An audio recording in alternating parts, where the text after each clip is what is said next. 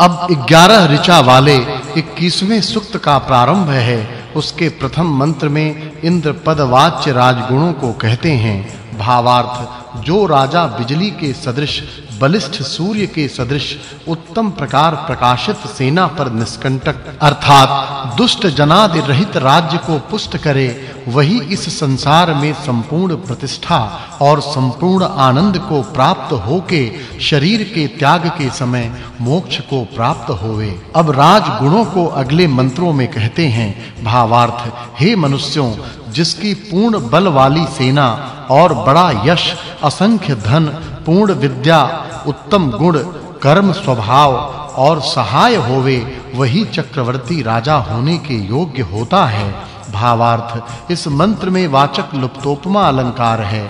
हे राजन, जैसे सूर्य, अंतरिक्ष, प्रकाश, भूमि, जल और कार्य जगत को व्याप्त होकर सबकी रक्षा करता है, वैसे ही प्रतापी और उत्तम सहाय युक्त होकर हम लोगों की उत्तम प्रकार रक्षा करके प्रकाशित होइए। भावार्थ, जो राजा बड़ी सेनाओं से संग्राम में विजय को प्राप्त हो तथा बहुत धनों और प्रतिष्ठा को प्राप्त होकर प्रशंसित होता है, उसी की स्तुति करनी चाहिए।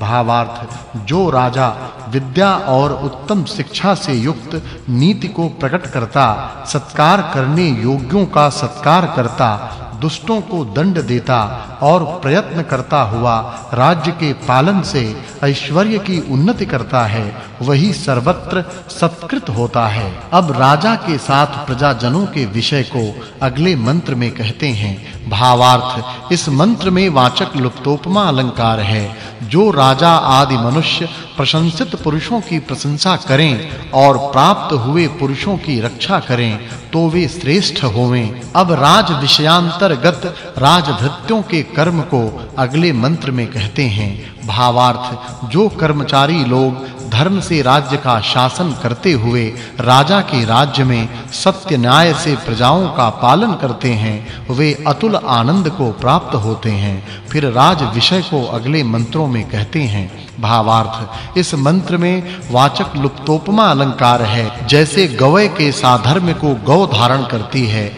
वैसे ही धार्मिक पुरुषों के साधर्म को राजा लोग धारण करें, और जैसे मेघ जलदान से सबको तृप्त करता है, वैसे ही राजा अभय दान से सबको सुख देवें। भावार्थ, हे राजन, जिससे आप हम लोगों को आनंद देते हो, इससे आनंदित निरंतर होते हो, और जिससे आप सुवर्ण हस्त में धारण किए हुए दान सहित हस्त युक्त हुए योग्यों का सत्कार करते हो, इससे आपकी कल्याण करने वाली नीति है। भावार्थ, इस मंत्र में वाचक् लुप्तोपमा अलंकार है। जो सूर्य के सदृश प्रकाशित, न्याय युक्त, अभय का देने वाला और सब प्रकार से सबका रक्षक नायक होवे, वही चक्रवर्ती होने के योग्य होता है। भावार्थ, जो जिसके लिए विद्या को देवे, उसकी सेवा उसको चाहिए कि यथा योग्य करे। इस सूक्त में इंद्र राजा और प्रजा के गुण वर्णन करने से इसके अर्थ की पूर्व सूक्त के अर्थ के साथ संगति जाननी चाहिए। यह 21वां सूक्त और छठा वर्ग समाप्त हुआ। अब 11 ऋचा वाले 22वें सूक्त का आरंभ है। उसके प्रथम मंत्र में इंद्र पदवाच्य राजगुणों को कहते हैं। भावार्थ, इस मंत्र में वाचक् लुप्तोपमा अलंकार है।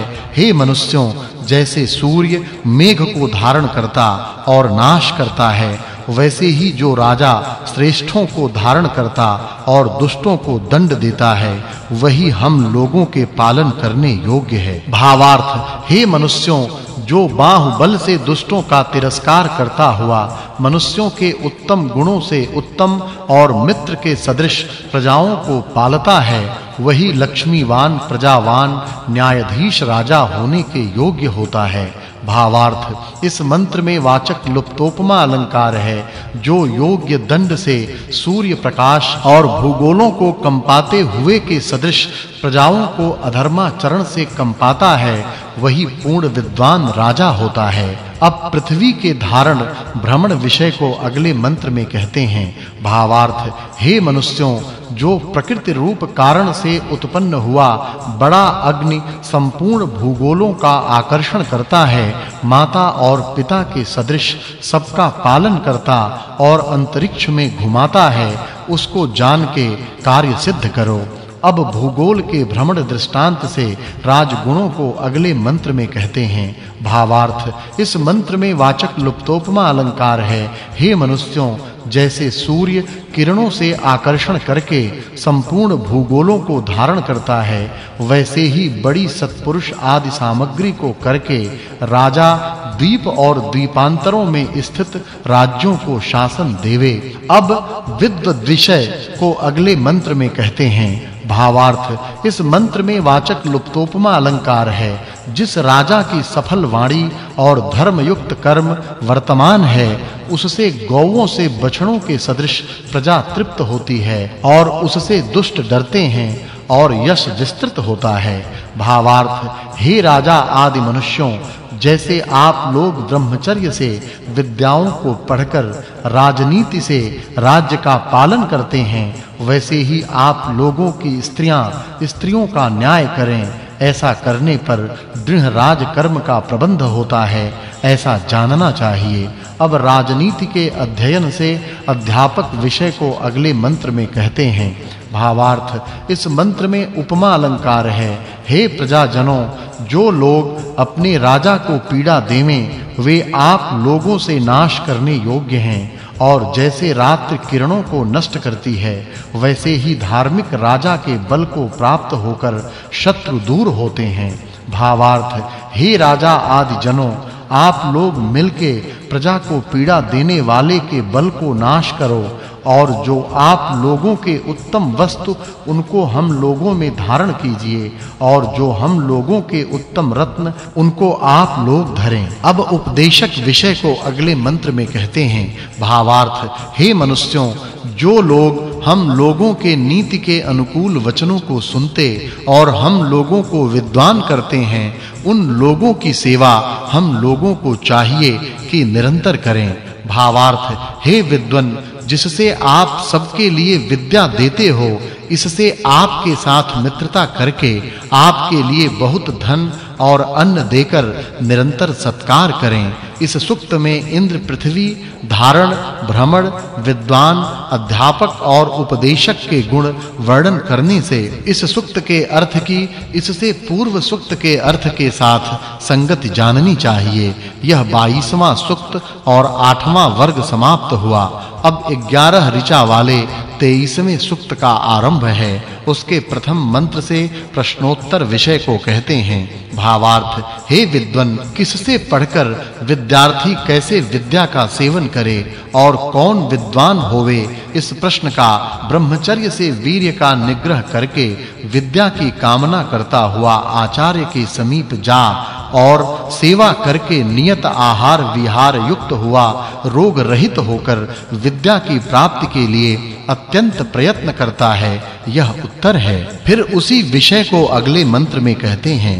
भावार्थ, हे विद्वान व राजन, कौन किसके साथ पढ़े, कौन किसके साथ न्याय करे व युद्ध करे, कौन इनमें श्रेष्ठ, इस प्रश्न का जो प्रशंसित कर्मों के अनुष्ठान और वृद्धि करने वाले होवें, यह उत्तर है। भावार्थ, जो विद्यार्थी और राजा के जन यथार्थ वक्ता पुरुषों के वचनों व शास्त्रों को उत्तम प्रकार सुन, मान और निश्चय करके पुनः कर्मों का आरंभ करते हैं, वे ही संपूर्ण जानने योग्य को जानते हैं। भावार्थ, हे अध्यापक व राजन, किस प्रकार से इस विद्या व अभय को प्राप्त होवें और किस प्रकार से ये विद्वान होवें, इस प्रश्न का जो सत्कार से श्रेष्ठ पुरुषों से शिक्षा को ग्रहण करके धर्म का सेवन करें, यह उत्तर है।